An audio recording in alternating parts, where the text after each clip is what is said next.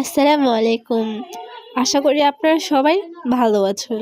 আপনাদের মাঝে আমি নিয়ে এসেছি নতুন একটি রেসিপি এবং এটি খুব সহজেই বাসায় রান্না করা যায়। খুবই ঝটপট এটি রান্না করতে পারবেন খুব সহজেই। অনেক মজাদার একটি রেসিপি এটা।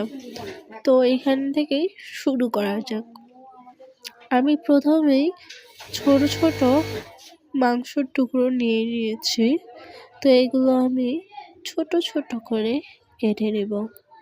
তো দেখেন এখানে আমি ছোট ছোট করে কেটে নিয়েছি। এভাবেই ঠিক ছোট ছোট করে কেটে নেবেন। মাংসগুলো দেখতেও অনেক সুন্দর লাগে। এই যে দেখেন আমি হাত দিয়ে দেখাচ্ছি। তো এখানে আমি মরিচ পেঁয়াজ কেটে নিলাম। এরই ফাঁকে আমার ভাই বোনরা বাইরে খেলতেছিল র্যাকেট। তো এখন আমি পরোটার জন্য আটা নিয়ে নিলাম, পরিমাণ মতো লবণ দিয়ে দিলাম, মিক্সড করে পানি দিয়ে আমি ডোটা করে নিলাম। তো করা শেষে আমি এখন পরোটা বানাবো। পরোটা বানানোর জন্য প্রথমে রুটির মতো শেফট করে এরপর একটু তেল দিয়ে এই যে পরোটা শেপে আমি করে নিচ্ছি। তো এখানে অনেকগুলো পরোটা দেখা যাচ্ছে, আপনারা দেখতে পাচ্ছেন। পরোটা একটা একটা করে পরোটাগুলো বেলে এরপর আমি ভেজে নেব।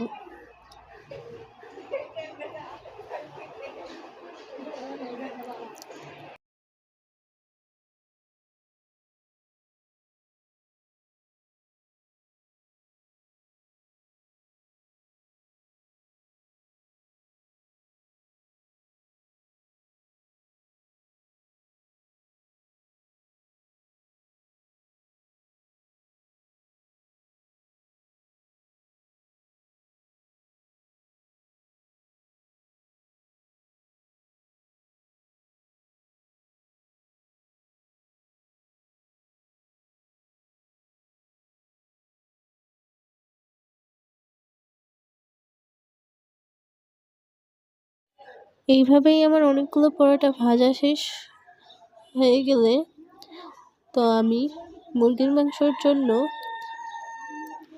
তেল দিয়ে নিলাম, এরপর মরিচ দিয়ে দিলাম। মরিচগুলো ভালোভাবে একটু নেড়ে ছেড়ে উল্টাপাল্টা করে লালচে লালচে করে নিব, কিন্তু বেশি না, হালকাভাবে। এখানে আমি আদা বাটা দিয়ে দিলাম 1 চা চামচ, হলুদ দিয়ে দিলাম 1 চা চামচ, মরিচের গুঁড়ো দিয়ে দিলাম পরিমাণ মতো, যেরকম আপনারা ঝাল খান, দিয়ে নাড়াচাড়া করে হালকা একটু আমি এখানে পানি দিয়ে দিব। এখানে যখন পানি দেওয়া শেষ, এখানে ভালোভাবে মিক্সড করে নেবেন এবং এখানে আমি মাংসর মশলা দিয়ে দিলাম, 2টা লং, 2টা এলাচ দিয়ে দিলাম, এবার ভালোভাবে কষিয়ে নিলাম এবং একটা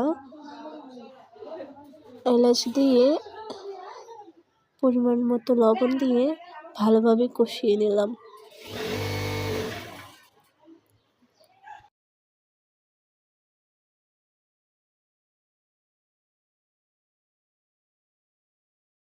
তো এইভাবেই কষানো শেষ হলে মাংসটাকে ঢেলে দিব। ঢেলে আমরা নাড়ে চাড়ে কিছুক্ষণের জন্য ঢেকে দেব।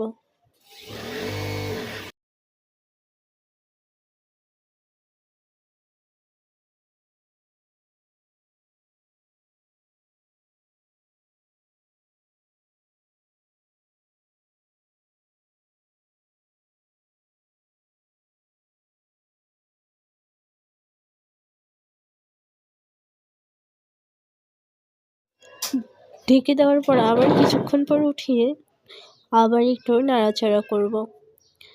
তো এইভাবে নাড়াচাড়া করতে করতে দেখবেন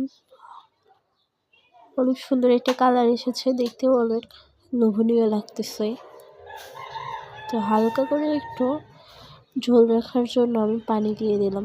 আপনাদের পরিমাণ মতো আপনারা পানি দিতে পারেন। এভাবে আমি আবার ঢেকে দিলাম। তো আবার উঠিয়ে ঢাকনাটা একটু নেড়েচেড়ে দিবেন যেন নিচে না লেগে যায়। তো আমি যেগুলো মরিচ কেটে রেখেছিলাম সেগুলো এখন আমি দিয়ে দিব। ভেবে কিছুক্ষণ নাড়ানাড়ি করার পর উঠিয়ে ফেলবেন। এবং এই রেসিপিটা যদি আপনাদের কাছে ভালো লেগে থাকে অবশ্যই একবার বাসায় ট্রাই করবেন এবং অনেক মজাদার এই রেসিপিটি আপনারা চাইলেই বাসায় রান্না করতে পারেন। আল্লাহ হাফেজ।